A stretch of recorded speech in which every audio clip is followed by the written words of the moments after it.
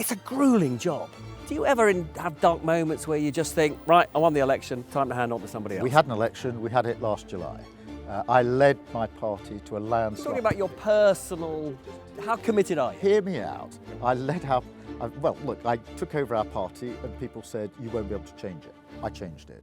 Hello and welcome to this special edition of Talking Politics, which is built around an interview I've just done with the Prime Minister. Now, I've got to be frank with you, it's not the longest interview I've ever done, but it does include, I think, a compelling conversation about why the Prime Minister has put right at the heart of his term as Prime Minister the battle against Nigel Farage and reform. Because actually, it's only a few weeks ago, it looked as though Labour wanted to be reform light. And now he's saying reform poses the greatest danger, he almost says, to the welfare of this country since the Second World War. He certainly says the challenge in rebuilding Britain is as great as it was since the Second World War. So, listen to the podcast and tell me whether you think the stakes are quite as high as the Prime Minister says. Prime Minister, you reject the politics of grievance, but people feel aggrieved for a reason. In particular, their living standards, as you pointed out, haven't risen for something like 18 years. And there was very little in your speech that I saw that's actually going to make people feel better off. Well, look, people are frustrated because for 14 years under the last government, their living standards did not materially improve. Public services were decimated and they want change, and that's the mandate we won at the last election. But talking about it is one thing, delivering it is what they want. I always said that change would take more than 12 months. I said that before the election. I say it again. It will take longer than that. You can't turn around 14 years of failure in 12 months. But we do need change, and I will be judged at the next election on whether we have delivered better living standards, whether people feel better off, whether they feel their public services are better, particularly the NHS, but also whether they feel safe and secure in their neighbourhood and in their country. But I was railing today against the politics of grievance because we've got a new fork in the road. The next election will not be the traditional election between Labour and the Conservatives. It will be Labour and reform, and that means patriotic national renewal under the Labour Party, where we fix the problems and move together as a country, one country together, or the toxic divide and division of reform that will pull our country apart. And we have not had a fight like that in our country ever before. And that's why it was very important for me today to make clear this political argument. And it's also why I appealed beyond the Labour Party, because there are plenty of people who love our country for what it is, who will see this as their fight too. But I've got to pick you up on one aspect of this. As you know, Nigel Farage loves attention, he loves publicity. And in describing his policy as racist, aren't you just giving him the platform that he craves? I think it's a mistake to pretend this isn't the fight of our times. If it is the fight of our times, so you think if you we've got to recognise that, and we've got to be in it. I think simply ignoring it is a mistake, a political mistake. If you look across Europe, most centre-right parties withering on the vine. That's what's happened to the Conservative Party here. This is not a UK issue. You can see it in other countries. It's a pattern.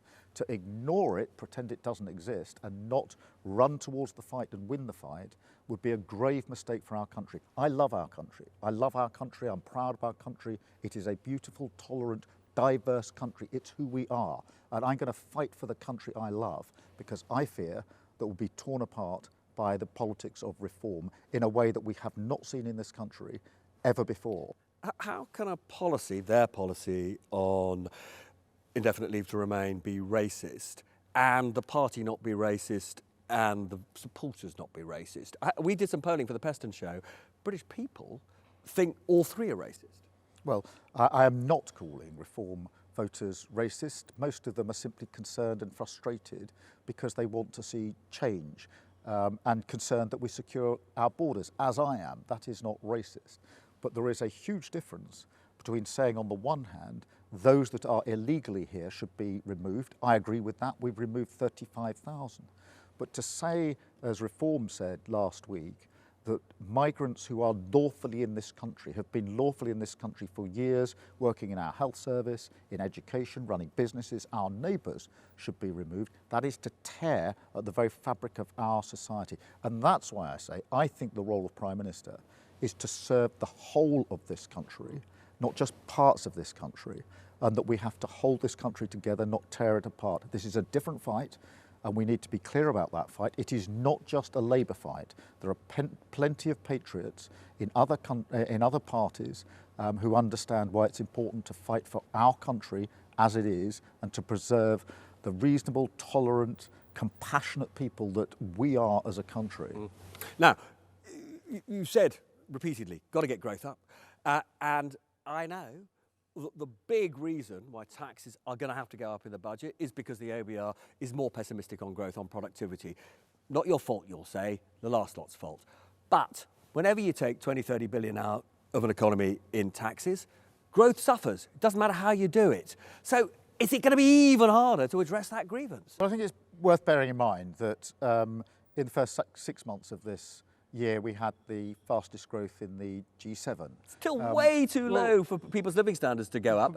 We're talking about minute differences with other economies that are growing too slowly. Just hear me out. Highest growth in the G7. We had 5 interest rate cuts in a row. We've had record investment into this country, 118 billion in the first year of the Labour government, 150 billion just 2 years ago. No, of course, this is the hard yards of growth. But to get growth, you need economic stability, you need investment coming in the way it's coming in at the moment. You need to strip away all the blockers, the planning, the infrastructure. And that planning and infrastructure bill is going through Parliament. It's a hugely important piece of legislation. We'll almost certainly be bringing more legislation in behind it. These are creating the conditions for growth, and we're winning contracts.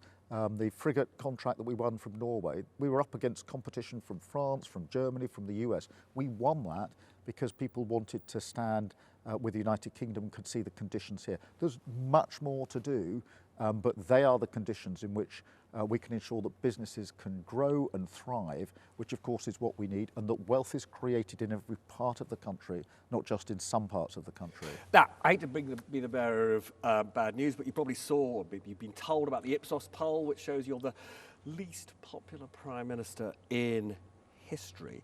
It's a gruelling job. Do you ever have dark moments where you just think, right, I won the election, time to hand on to somebody else? We had an election, we had it last July. I led my party to a landslide victory. Talking about your victory. personal... how committed are you? Hear me out. Yeah, I led our... well, look, I took over our party and people said, you won't be able to change it. I changed it. Then they said you won't be able to win the election. We won the election with a landslide. Now they say you can't change the country. I'll do the same. I'll change this country. And get your popularity rating up. We got a mandate last July to change this country, a considerable mandate. And that's a mandate for 5 years, and I will be judged at the end of that 5 years on whether I've improved living standards, improved the NHS, and people feel safe and security in their community. No. And that's what I intend to do. Very last question. I'm being told I'm out of time. You're picking a metaphorical five-a-side team. You are the hard man in the middle of the field. You're going to pick Andy Burnham as striker? Well, Andy is an excellent mayor, and of course what you get with me and Andy is working together. We fundamentally reset the relationship between Westminster and our mayors. They felt shut out under the previous government. Now we've brought them in, we work with them. So Andy and I work very well together. You're not keeping them on the bench? All the mayors, and actually when we're working in that capacity, work very well together. Prime Minister, very good to see you. Thank you. Okay, so that was my interview with the Prime Minister. As you will have noticed, and I didn't mislead you, it wasn't the longest that you will ever have heard. But his core argument, which is he has no choice but to decry Nigel Farage, called his central policy racist, his defence of it, I thought, was important. And there's no question that here in Liverpool, where I interviewed him, where he gave a hugely important speech about how he's repositioning Labour as the anti-reform party. No question that went down well with delegates here. It's too early to say whether he is helping Farage in terms of the views of the wider population or hurting him. It's actually a big risk that the Prime Minister is taking. And on Talking Politics in the weeks ahead, we will be analysing that and all the other bigger issues that affect you. So see you again soon with Tom Bradby and me on Talking Politics.